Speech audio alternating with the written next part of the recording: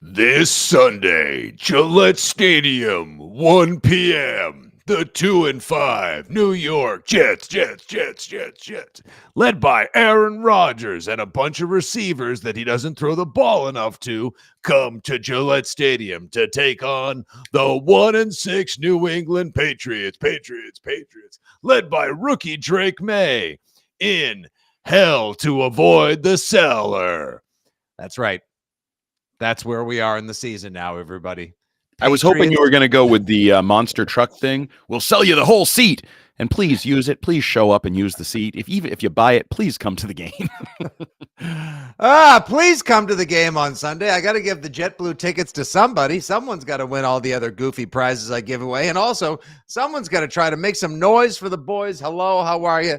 It's the Six Rings and Football Things preview of Jets at Pats, coming to you as we record the latest Six Rings and Football Things podcast live across the Fitzy GFY and WEEI socials. You got the boys at Jumbo Hart, and of course your old pal Nick Fitzy Stevens here.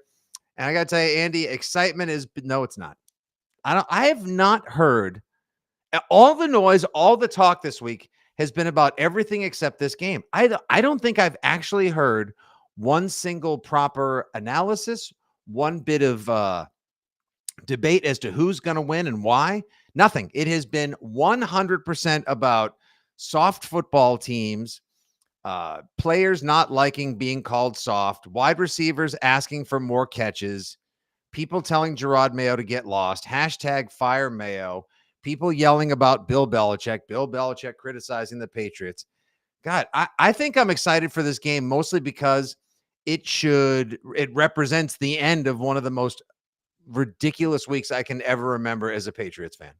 It's an escape. It'll actually be 3 hours of footballs and throwing and catching and blocking and tackling. And at the end of that, I have no idea what we could get again, what the head coach is going to say, what the players will be saying. No idea. But in the middle of it, you have what I'm calling a culture war, because I don't know if you've paid any attention to what's going on in New York, and Devontae Adams talking about like, oh my God, this place is a mess. I didn't know the culture was this bad in this locker room. Maybe I wouldn't have come here. He went on a long discussion about even the Breece Hall long run the other day. Like nobody on the sideline cared. Nobody celebrated. Nobody was getting energetic. He seems like he is questioning the energy, effort, and attitude of the New York Football Jets. So what do you mean Jeff Ulbrich wasn't able to turn things around overnight as scapegoat Saleh was dismissed? You're kidding. It's funny how that works. And they got Sulky McSulk still playing quarterback for them. And his new buddy apparently didn't totally fix that. And as I said to you last podcast, and I've doubled down on the radio, I firmly believe this, the Patriots have the better quarterback right now. Heading into this game, they have the hotter, better quarterback. Now, will that play out? I don't know, because that quarterback also has to face the better defense, because I think the Jets defense is pretty talented, is pretty good. You look at some of the numbers across the board, and they have big guys up front that can hurt you, like Quinnen Williams or Will McDonald on the pass rush. 8 sacks, by the way. 8 sacks for that guy. For Will McDonald. Yeah, boy, the pick that nobody thought they should have made when they needed offensive line help, the defensive end, Will McDonald, coming along nicely. By the way, also one of the more underrated linebackers in the NFL, and Quinnen Williams' brother, who I believe was just languishing on the Ravens practice squad till the Jets poached him a couple years back. Quincy Williams, excellent linebacker. And of course, the safety that carries most of the defensive reputation with, let's see, you got DJ Reed. We got Sauce Gardner. I don't know who their safeties are, but they got the 2 good cornerbacks as well. They definitely have the better defense. Question is, are they now completely unmotivated, or do they see a potential turnaround in their season? And are the Patriots the latest get right game for another franchise in turnaround? Well, that's why I think it's funny you called this one the Hell in the Cellar. What was the last one and the one before that? Well, those weren't the cellar. Oh, no, that's right. Well, that was in a British cellar. I think they call it a basement over there. So it's the Hell in the Basement, and then before that it was the Dolphins. That was just that also was Hell in a Cellar. This is our 3rd straight Hell in a Cellar match. And you're looking to go 0-3 in those matchups if you're the Patriots. And the Jets. Goodness. The Jets are the favorites. The Jets. Now, this game to me is all about Aaron Rodgers is the Jets' Achilles heel. It's not bad. It's Not bad. That's a good point. Jordan always brings quality comments to the pod. It's all about him. Mhm. He is the Patriots' boob. Yeah. Okay. What I like kind of boobs. state of mind, what kind of health and what kind of state of mind does Poutington Bear, as I like to call him, bring to Donnie Darkness, Captain Ayahuasca? Where is Aaron Rodgers mentally these days? Like, is he going to play well enough to turn it around, or do they possibly lose to the Patriots and then he folds the table and just says, "That's it, I'm done"? Well, I mean, he looked pretty good the last time he played the Patriots. That was one of his better performances, rolling out, throwing back across the middle, hitting the tight ends. There was a little older school Aaron Rodgers there. He's been turning the ball over too much, making very un-Aaron Rodgers-like throws and turnovers. The Patriots, who knows where they are defensively. Breece Hall's numbers are not great, but he certainly has the ability to hit some of those big runs we saw a couple weeks ago.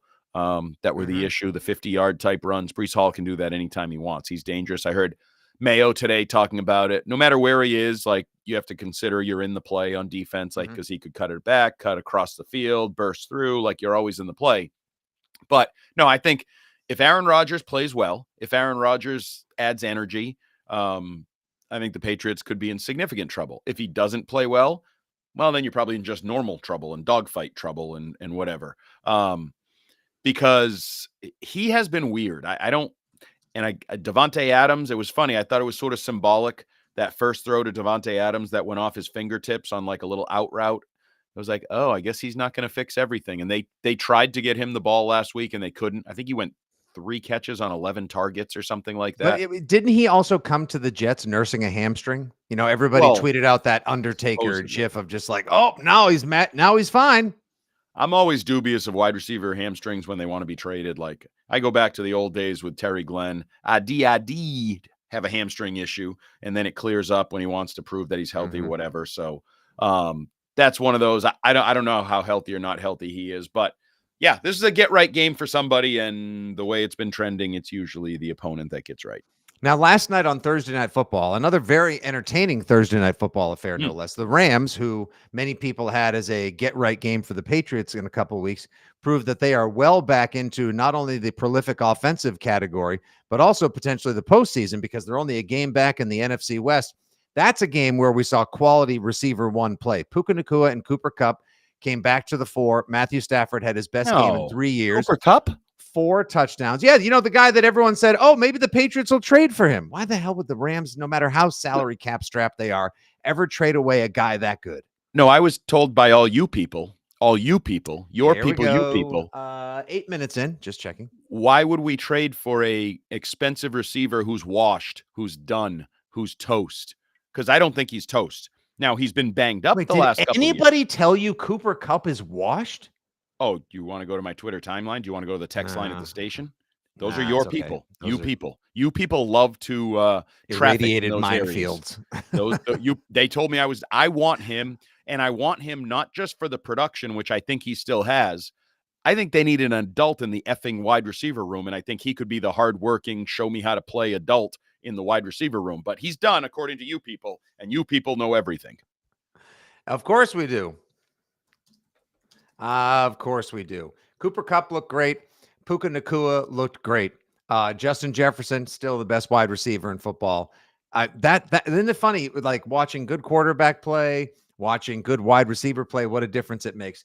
You know, you would think that the combination of Davante Adams and Garrett Wilson would really open things up for Aaron Rodgers in this offense, especially considering that they've got a running back that a lot of people took at the top of the fantasy draft with an improved line that they spent a lot of money in draft capital on this offseason. This would finally get them going. Maybe again, like we said, the Patriots defense could be that get right game for them. I don't know, but here's the interesting tide that can turn on the Jets this week.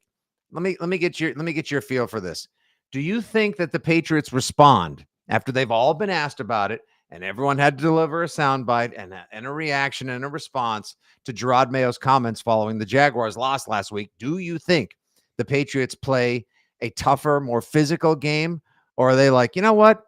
Let's just save it. We're on to 2025, because there's a chance they either show up and show out, or they pack it in. You'll get as sick of hearing this as Paul Perillo did in the past. I don't think it's a want to problem. I think it's a can't. I don't think they're very good. I think they're missing a lot of talent up the middle, which Bill Belichick intentionally did not share with his listeners. And then I have to listen to Richard Sherman on Prime talk about, oh, it's the same defense. Bill said it. Well, it's not the same defense. It's God. That is the worst thing that anyone your guy has said. did it. Wait, but your guy did it. Who? In Bill you trust. He's you bow down to Bill's altar.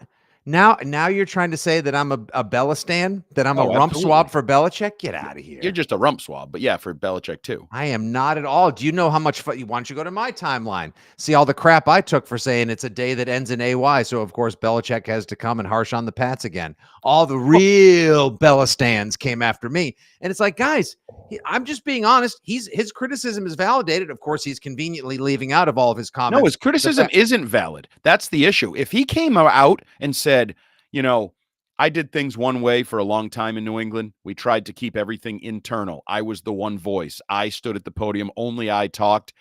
Gerard has chosen to go a different way, and it doesn't seem like it's working very well. I would have no problem with him saying that, because that would be 100% true. And also that it's early and maybe he'll turn it around. So he wants his cake and eat it. Stick to facts, I'm fine with it.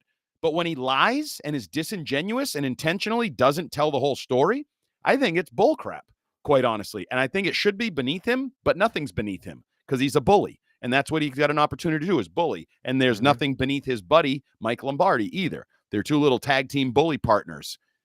That's his that's now see that's the Belichick Mafia, or the Friends of Bill, and Lombardi does the wet work for him. Like Lombardi's fine. Lombardi is who he is. Belichick, to me, is diminishing his own sort of reputation. He's slumming it, and I don't think he needs to. He should be above it, but I'm learning more and more that these millionaires and billionaires are above nothing. They're no better than you and I. They just have money, and they're as sensitive and petty and vindictive as we would be. And I guess that's a good thing. Maybe maybe that just shows we're really all the same inside. Like, you take away the money and the success and the decisions, we're all the same. We're all emotional a-holes at the core, because they approve. Robert Kraft and Bill Belichick have proven themselves emotional a-holes, right? Can we agree on that? I mean, sort of, kind of, I guess. How so? Wait, with Bill, I understand. Do you think that Robert is your assessment of Robert Kraft in that he can be emotionally difficult because he keeps trying to whitewash things, or be a revisionist historian, or just like over explaining himself? Like I did not need the Breakfast Club podcast a few weeks ago. Nobody needed that. In fact, if anything, while Mayo lobbed a flash grenade into his locker room last week with the comments after the game saying that they're a soft football team, and then had to requalify it. God, it's Patriots Monday. Oh, wait till walk back Wednesday. Oh, he's going to walk it back today. Here's Gerard Mayo walking it back on the Greg Hill Show. Now you've got Robert Kraft incidentally lobbing a grenade into the Belichick Hall of Fame wing at Gillette Stadium by saying, like, oh, I didn't want to have to fire him, but I gave him too much power. Like, no one needed to hear that now. Well, especially since you didn't fire him. You told us at the time it was an amicable parting of the ways. Yeah. I mean, amicable parting of the ways. And now you're telling me you fired him. We knew you fired him, but you painted it as a certain thing. Stick with the lie. Stick with the lie you painted in January. Just leave it. Yeah, just leave it alone. We don't need. What are you doing? Oh, because now you need to appear like the big bad boss. I had to get him out of my organization because I allowed him to have too much power. Like, no, just move on. Is that helping? It's not helping Mayo. Kenny Tasney. The fan base didn't turn on Belichick. The scoreboard turned on him. The media didn't turn on him. No one turned on him. His ability to succeed is what turned on him. The decisions he made turned on him, turned him out the door at Gillette Stadium. He can point fingers, and people like you can defend him till the end. The reality is Bill Belichick's not the head coach of the New England Patriots anymore because of one person, Bill Belichick. That's it. Because my company line I'm sticking with, Bill Belichick, the head coach, would still be here as Bill Belichick, the head coach. But they wanted to get rid of Bill Belichick, the GM, and that's fine. I think the head coach kind of sucked too. Well, the head coach wasn't great, but also the head coach.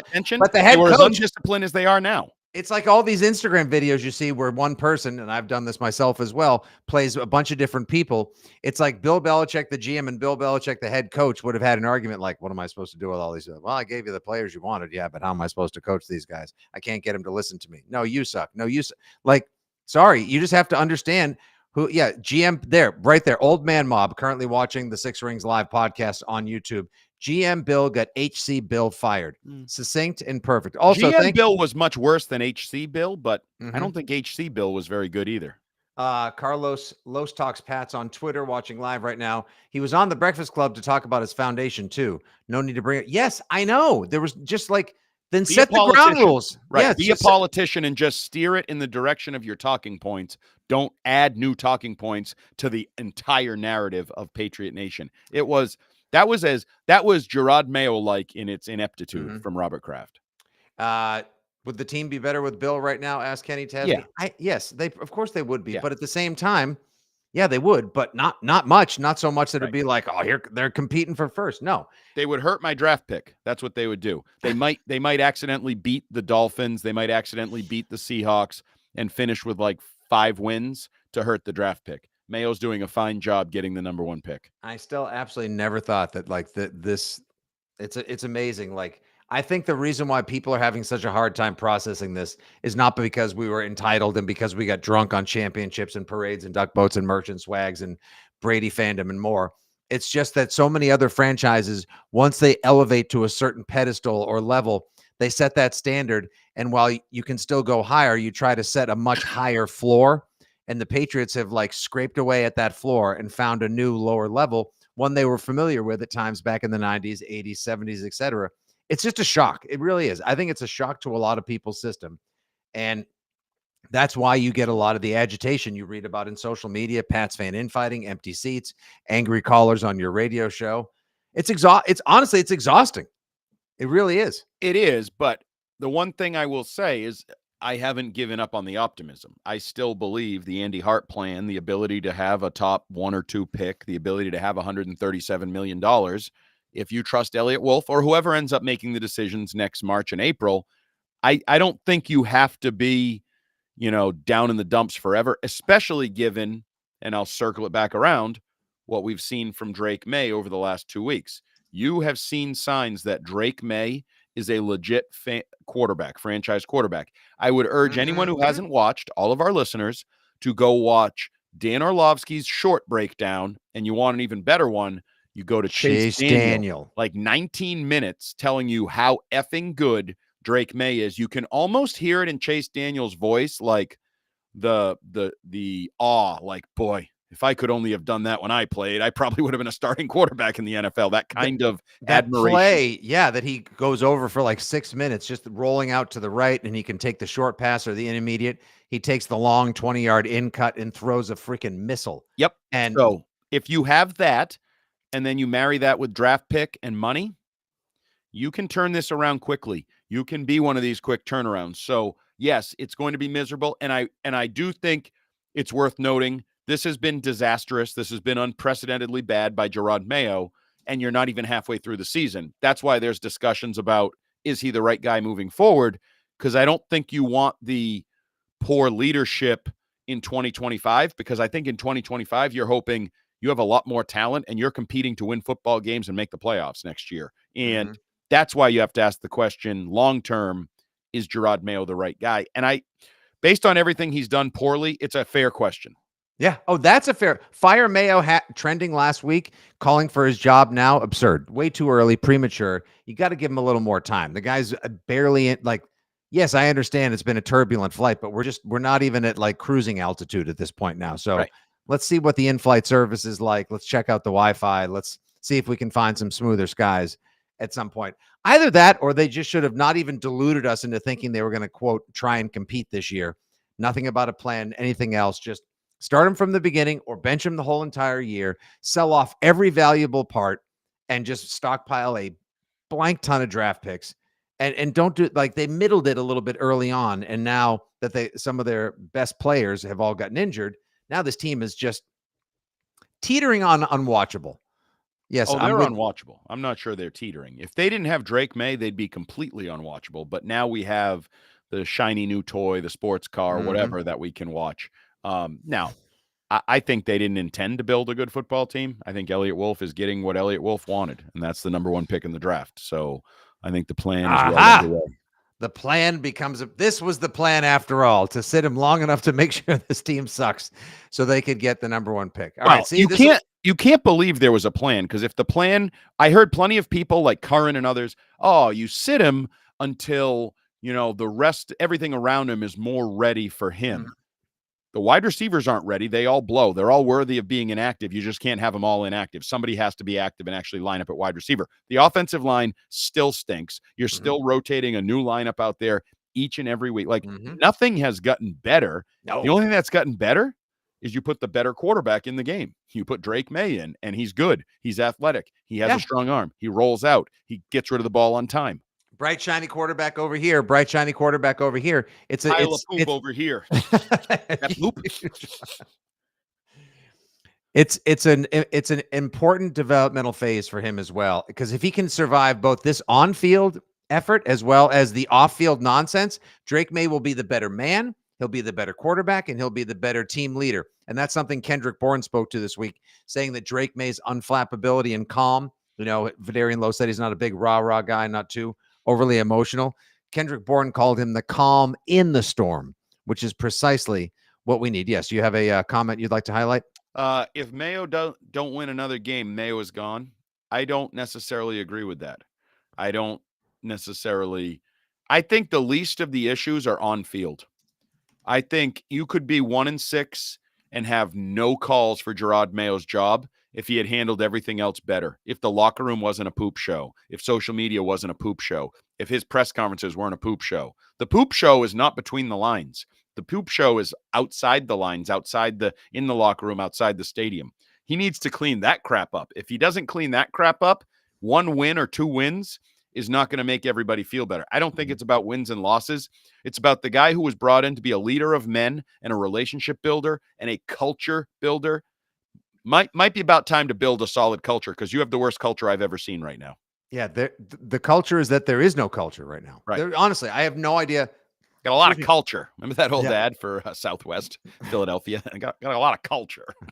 We got no culture. None. I don't even know what the hell the culture of this team is. Like right now, this team it's a mess with a bunch of complaining veterans and wide receiver diva babies and a quarterback that just wants to go out there and ball out. And hopefully some of them get open and hold on to the ball this week. Jalen Polk, I'm going to go ahead and bet he doesn't play this week. Oh, he's not. But I wonder, I don't think he's been ruled out completely yet. But he won't be playing. Mayo already said that Tyquan Thornton is playing. He's been inactive. He's going to get back on the game. Okay. Oh, that's great. Everyone can't wait. Bust out your number 11s, everyone, and make sure you slap a Thornton. I don't care for the sarcasm. Edelman and the Bledsoe. What about my guy, Javon Baker? Well, he's probably not playing this week again, but Coach Mayo keeps talking him up. Continue to, not only is he going to be a good receiver, but he's also one of those guys that just loves football. He has to continue to improve in special teams as well. But look, there will be a time when he's on the field, and he'll be a good player for us. So when is that time going to be, and why wouldn't that time be now? Because how are you going to know what you have in him unless you put him out on the field in the first place? And could he possibly be worse than the receivers you're trotting out there? Thanks. I'll hang up and listen, Coach. He could. Now I think there's some investment there. I don't know what's going on behind the scenes, whether his maturity is lacking, his work ethic is lacking. I mean, imagine if his maturity is lacking within this crew where no one seems to have maturity. That would be really problematic. So he loves football. I don't know. I love football. Fitzy, you love football. Does that mean we can play wide receiver in the NFL? I feel like sure can't. Lacking some. I sure can't. I can barely get my 6 kids together in a flag football team on the same line of scrimmage. All right, we could just lament this all day. You got a radio show to do this afternoon. I got a 3-hour radio show to do tomorrow morning on WEEI with Mego. And then the two of us will get together for 3.5 hours of review, analysis, and more Sunday on the Six Rings postgame show following Jets at Pats. All right, Andy, it is Jets. They opened up at 3.5-point favorites. They are 7-point favorites right now coming to Gillette Stadium, led by Jeff Ulbrich. The over-under is 42. I think the entire world is on the Jets. Scheim tried to explain to me last night the Costanza theory that so many things have gone wrong for the Patriots that at this point now you almost have to pick the Patriots because something has to go their way, right?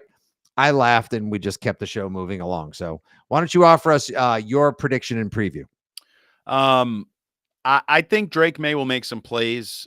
I think there's probably going to be some mistakes in this game, whether it's pass rush. Quinnen Williams has been a pain in their ass for years, but he's far from the only one. Will McDonald. You got the Sauce Gardner. They're due to probably have a few interceptions. I think they only have 2 picks on the year. I think they're better than that for the athletes they have on defense. Patriots screen passes. We know that Drake May has the little low arm angle. Wouldn't surprise me if you see a batted ball that's up in the air and all of a sudden that's landing in the arms of one of their athletic D linemen or linebackers. But to me, the biggest area to watch will be that run defense you brought up, the soft run defense. Can they be better? I don't think they really can. I think the Jets are going to run the ball, and that's going to turn into play action opportunities. You can't cover Devontae Adams and Garrett Wilson with Christian Gonzalez. Not possible. So one of those guys has, I guess, Jonathan Jones. He's not been on Devontae before. Yeah, we'll see how it goes. I have my doubts about how this game goes. I think the Jets are going to make some plays. They're not great, so I don't think they're going to blow doors on you unless you give them strip sacks, pick sixes, scooping scores. If this just is sort of a straight game where each side plays offense and defense for the most part, and there's none of those change of possession, big plays, I'm going to say Jets 27, Patriots 17. I hope that my guy Drake May gets in the end zone a couple times. You feel good about a couple drives, and you're just like, yeah, we're just not as talented as that other team. We're just not quite there yet. And just don't embarrass yourself, I would say to everyone involved. If you have a Patriots logo on, whether you're a player or the head coach or assistant, just don't embarrass yourself on Sunday. Let's just try to compete and get out of there without embarrassing ourselves. It's funny. I remember the video I made for WEEI's Instagram right at the start of the preseason where I walked around to 20-some-odd tailgates, and I asked one simple question. What do you want out of the Patriots this year? What's your expectation? And my favorite comment is the one that we led with, which was this young dude saying, just don't piss me off this year. That's all. Just don't piss me off. Just give me something to watch. And I feel like the Patriots at this point are kind of teetering on pissing their fans off.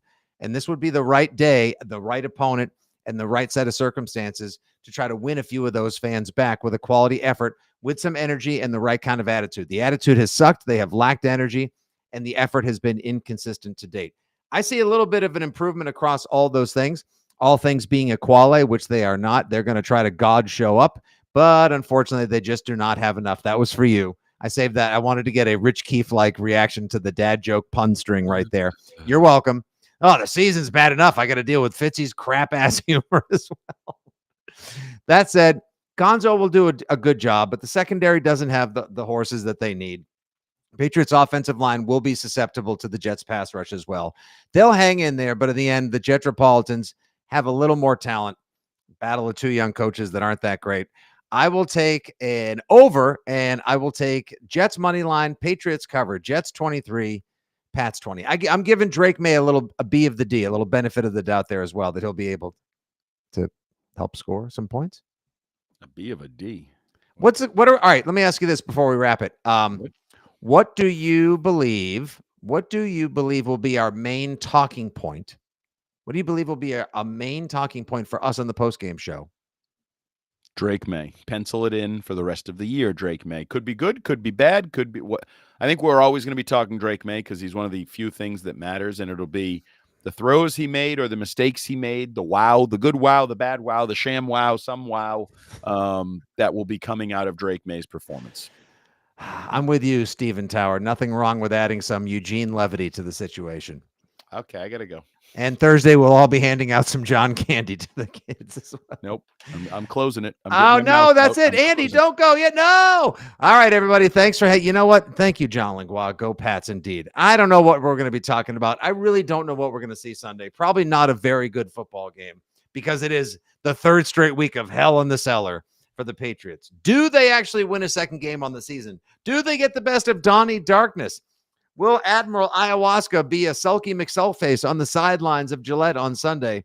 Or is it 1-7 and very far from Patriots heaven? We will find out, and we hope to have you guys on the Six Rings postgame show Sunday as well. Thanks for joining us for this live recording of Six Rings and Football Things, brought to you by WEEI, Odyssey, and 2400 Sports. Stay tuned now. Coming up for our friend Megan Ottolini, for Mego has the On the Beat portion of the Six Rings Preview podcast as she chats about the current state of affairs for the Boston sports media and the New England Patriots with the Boston Globe's Nicole Yang. Thanks for joining us, everybody. As always, it's been a pleasure serving you. He's at Jumbo Hart. I'm at Fitzy GFY, and you are the best fans in the business. Good day. God bless. Talk to you soon. And as always, I have Bob Hope for this.